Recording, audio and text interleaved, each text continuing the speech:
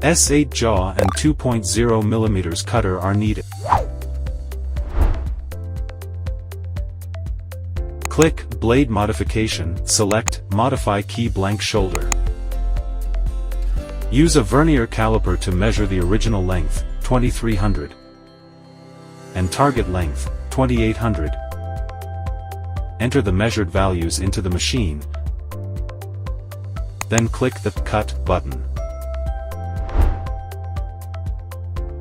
Fix the key blank to S8 jaw shown in figure. Please make sure the key is fixed flatly and the jaw is clean of shavings. Then click Cut to start cutting.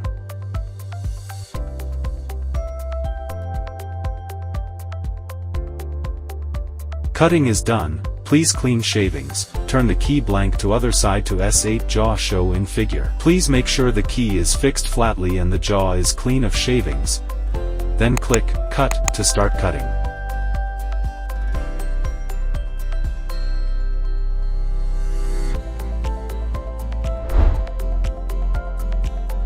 Cutting is done. Please clean shavings. Use a vernier caliper to measure the target length, 2800.